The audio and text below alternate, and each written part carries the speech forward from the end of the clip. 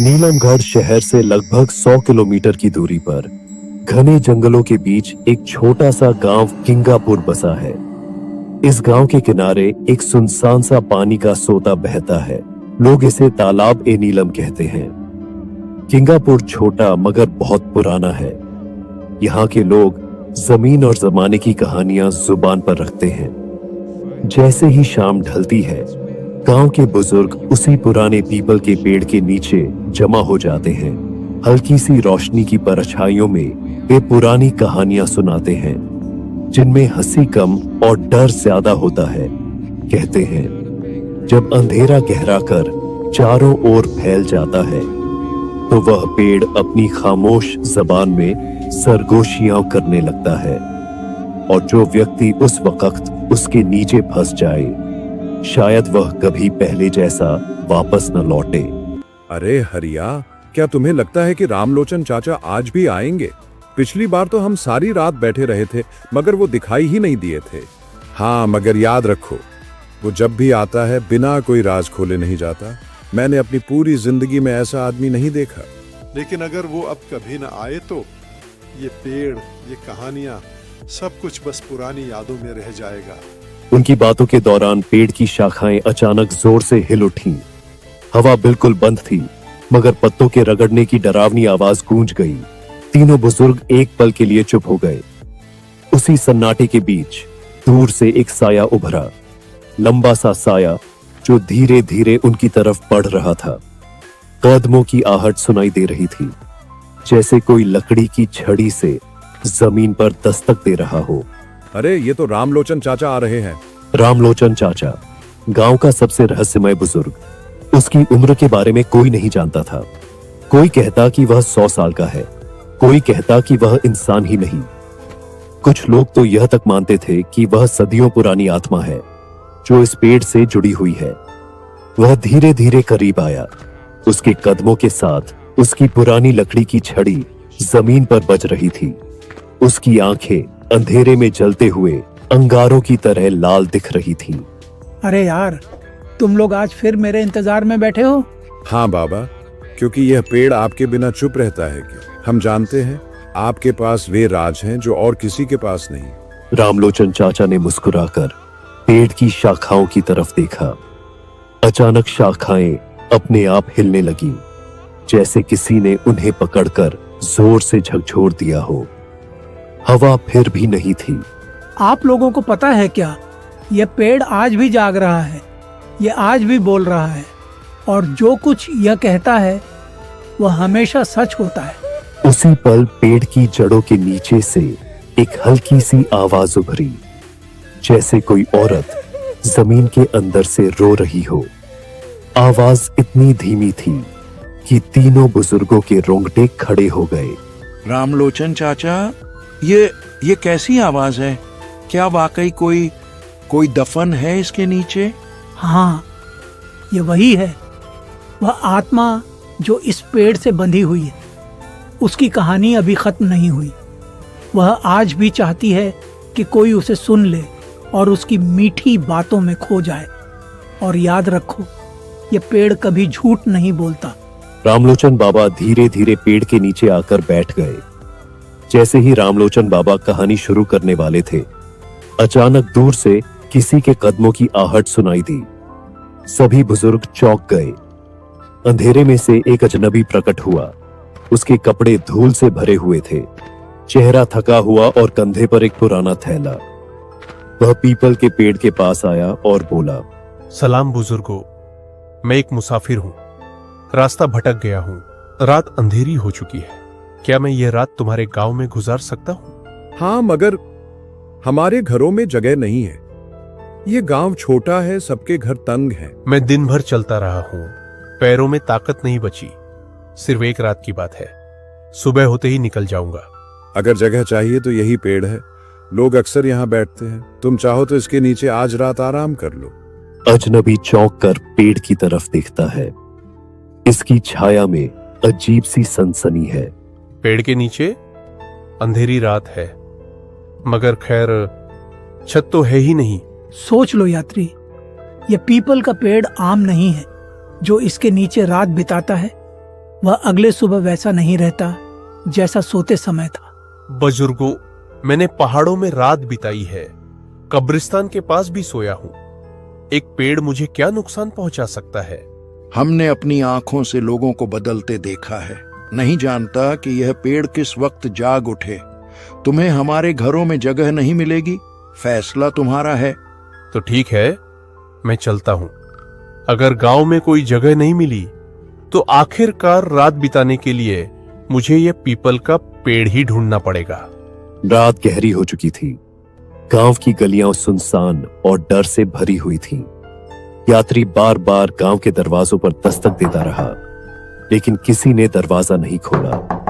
लोग अंदर से धीरे धीरे फुसफुसाते रहे, मगर बाहर निकलने की हिम्मत किसी में नहीं थी।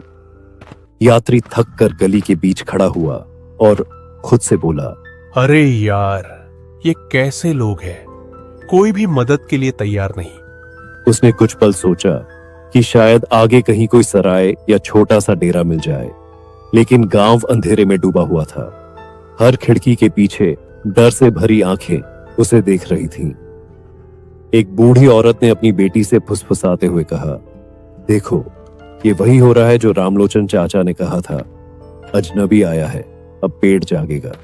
बेटी ने डरते डरते पूछा, मां, क्या वह पेड़ वास्तव में इतना खतरनाक है?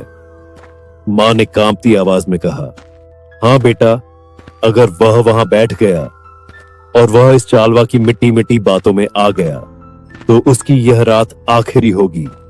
यात्री को किसी की फुसफुसाहट सुनाई दी, लेकिन उसने ध्यान नहीं दिया। वह थका हारा गांव के किनारे की ओर बढ़ा और आखिरकार उसी पीपल के पेड़ के नीचे पहुंच गया। वह पेड़ बहुत पुराना और ऊंचा था।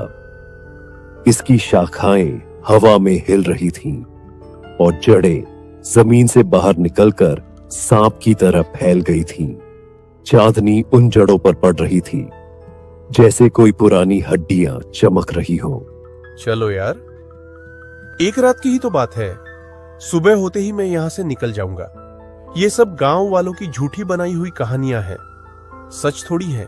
लेकिन जैसे ही वह थोड़ा शांत हुआ, अचानक हवा का झोंका आया और पेड़ की शाखाएं जोर से हिलने लगी। पक्षियों का झुंड अचानक उड़ गया, जैसे किसी ने उनके घोंसले को हिला दिया हो। फिर वही पल आया। पेड़ की जड़ों के नीचे से एक धीमी मगर मोहक महिला की आवाज उठी, यात्री, तुम यहाँ आए हो। तुम अकेले हो और मैं तुम्हारे करीब आना चाहती हूँ। मेरी बहुत मन कर रही है। यात्री चौंक गया। उसकी आंखें फटी की फटी रह गईं। उसने ध्यान से सुना तो आवाज और साफ सुनाई दी। उसका दिल डर और जिज्ञासा से कांपने लगा। ये किसकी आवाज है? यहां तो कोई औरत है ही नहीं। उसने उठकर चारों तरफ देखा। चारों ओर सन्नाटा और अंधेरा था, लेकिन आवाज फिर गूंजी। मैं तुम्हें देख रही हूँ।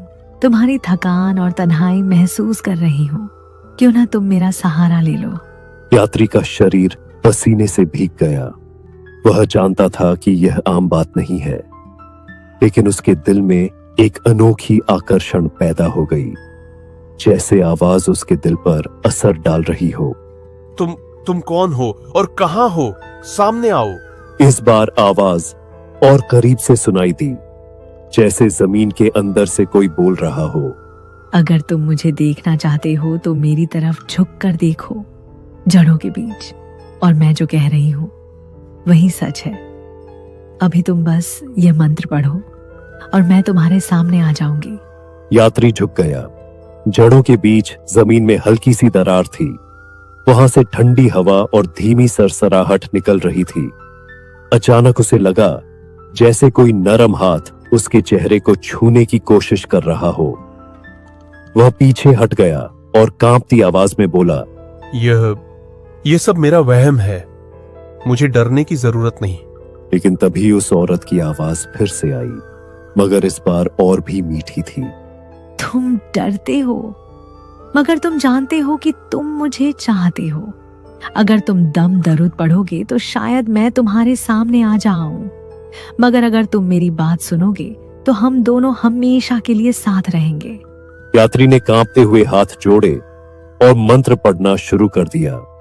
उसके शब्द हवा में घुल गए। एक पल को ऐसा लगा कि आवाज गायब हो गई है, लेकिन अगले ही पल जड़ों के बीच से एक काला धुंध निकलने लगा। धुंध ने धीरे धीरे औरत का रूप ले लिया। चांदनी में एक खूबसूरत औरत प्रकट हुई।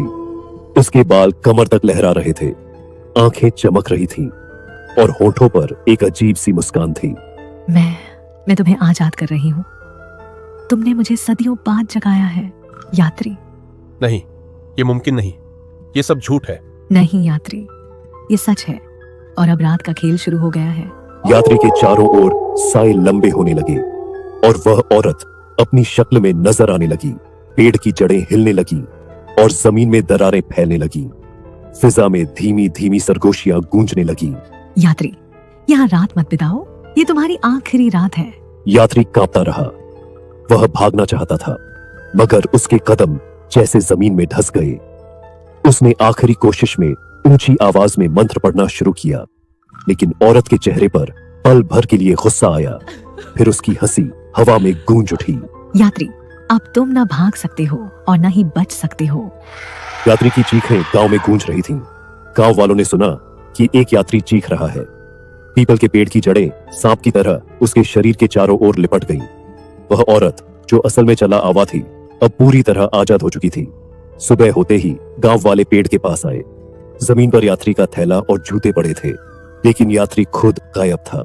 मैंने कहा था, जो इस औरत की आवाज के जादू में आ जाए वो जिंदा वापस नहीं आता। गांव के लोग डर के मारे एक दूसरे को देखने लगे। किसी में इतनी हिम्मत नहीं थी कि वह पेड़ के पास जाए। दोस्तों, यह कहानी वही थी जो सदियों से इस गांव के लोग सुनाते आए हैं। कहा जाता है कि अगर कोई अजनबी इस पीपल के पेड़ के नीचे रात बिताए और उस औरत की बातों में आ जाए तो फिर उसकी सुबह कभी नहीं होती।